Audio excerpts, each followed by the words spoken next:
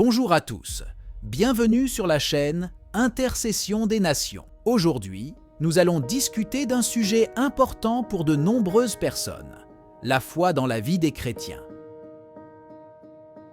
La foi est un élément central de la vie chrétienne, et dans cette vidéo, nous allons explorer son importance, ainsi que ses manifestations concrètes. Alors prenez une petite tasse de thé, asseyez-vous confortablement et top, c'est parti!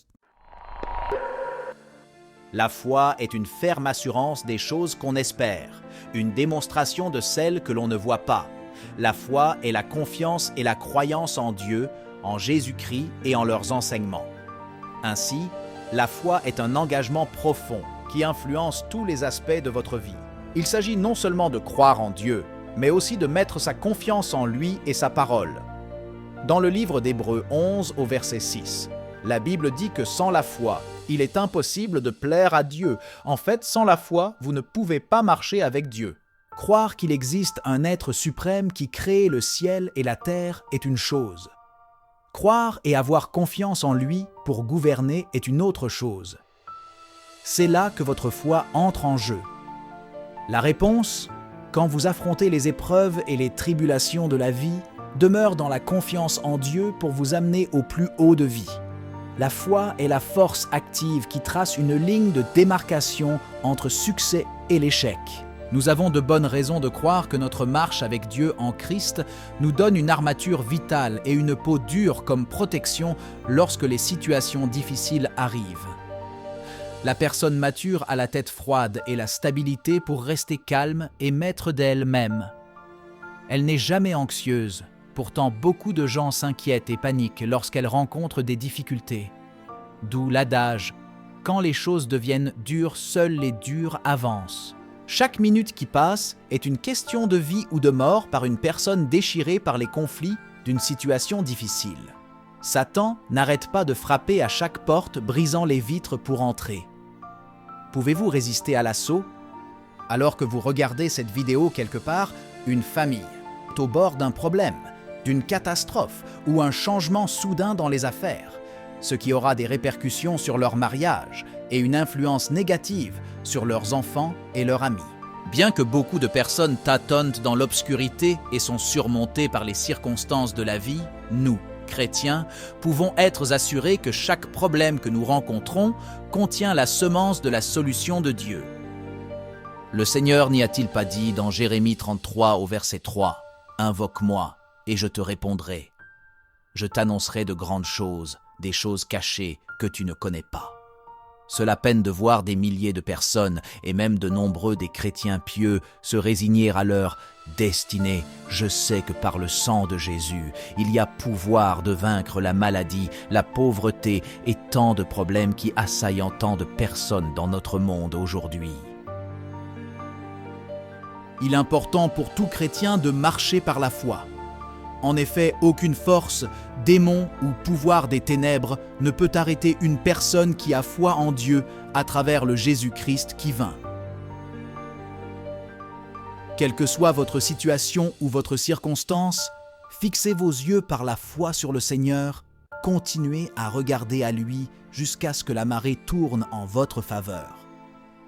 Chaque histoire concernant Abraham, le père de la foi, révèle une marche cohérente avec Dieu.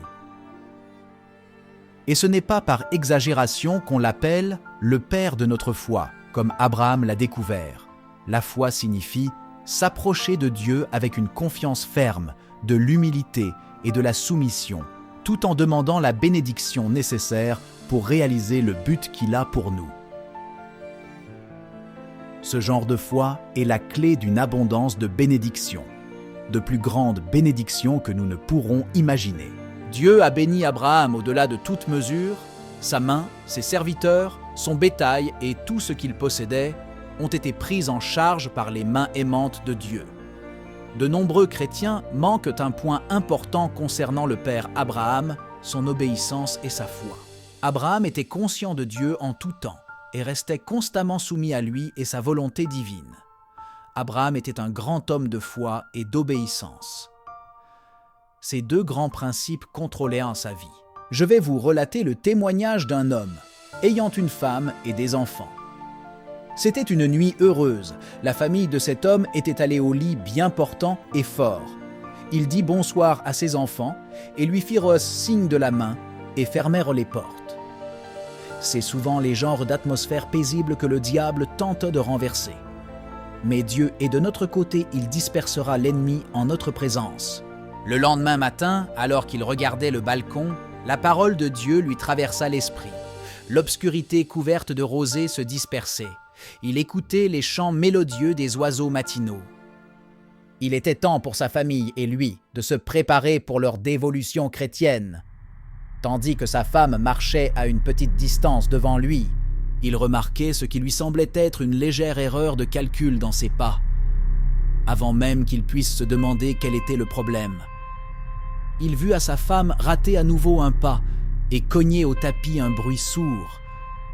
Là, à ses pieds, s'étendait sa chère femme suffocante. Il n'y avait aucun moment à accorder à la conjoncture et aux questions peu nécessaires. Il savait que c'était Satan qui était en action avec l'un de ses tours, et il refusa de jouer avec lui, aussi prudemment que possible. Il s'agenouille aux côtés de sa femme Margaret, et les enfants regardaient avec confusion et peur. Avec beaucoup de soin, il prit sa main tombante dans la sienne.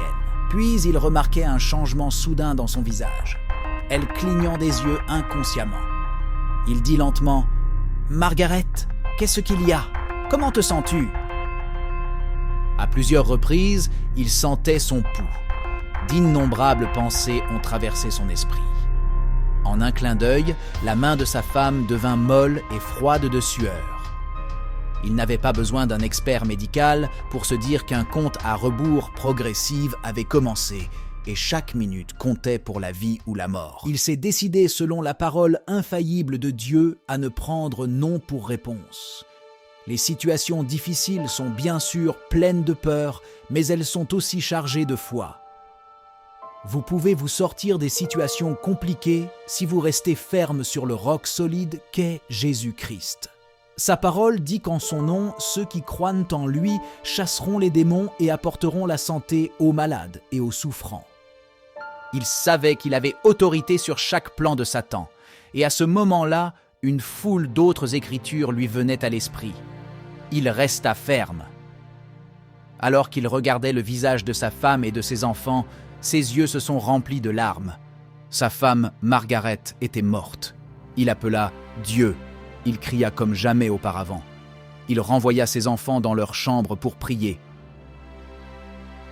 Avec des pieds lourds et des joues de trompées de larmes, ils partirent. Et là, il se mit à genouiller tout seul à côté de sa femme. Elle était allongée, soudainement morte dans ses bras. Il fit ce qu'il savait faire de mieux. Il priait. Il s'est tenu devant le trône de Dieu et plaida selon sa parole. Approchons-nous donc avec assurance du trône de la grâce afin d'obtenir miséricorde et trouver grâce pour être secourus dans nos besoins. Hébreux 4 au verset 6. Il cita ce verset à voix haute au Seigneur. Il refusa d'abandonner. Il faisa des supplications au nom de Jésus. Un coup d'œil à l'horloge de sa chambre lui fit savoir que 30 minutes s'étaient écoulées, aussi longtemps qu'il priait. Et il n'y avait aucun signe de vie de sa femme. Il commença à transpirer, mais il n'abandonna pas. La parole de Dieu lui est venue avec force. Tenez-vous là et vous verrez la délivrance que l'Éternel vous accordera. Il se demanda comment il pouvait être là à pareille heure. Il obéit au Saint-Esprit de Dieu. Il savait qu'il était au contrôle et omniscient. Alors le Saint-Esprit lui dit « Respire dans sa bouche et il reviendra à la vie. » Il agit immédiatement, sans aucun moment de doute, parce qu'il avait une foi implicite en ce Dieu. Dans une élévation de foi, il croisa les mains derrière le cou de Margaret et l'attira vers lui. Il respira dans sa bouche. Immédiatement, elle ouvrit les yeux, fixa son visage tout transpirant et lui serra fermement ses bras dans une étreinte pleine d'amour. Avec un cri victorieux de louer le Seigneur, les enfants ont couru pour embrasser leur mère sur les deux joues. Ils se tenaient là et glorifiaient le nom du Dieu vivant. Il avait une bonne raison de le faire. Nous sommes arrivés à terme de notre vidéo. Nous croyons qu'à travers cette vidéo, beaucoup de chrétiens ont été fortifiés grâce aux messages véhiculés au travers de cette thématique. Nous invitons à vous abonner pour ne pas rater nos prochaines vidéos.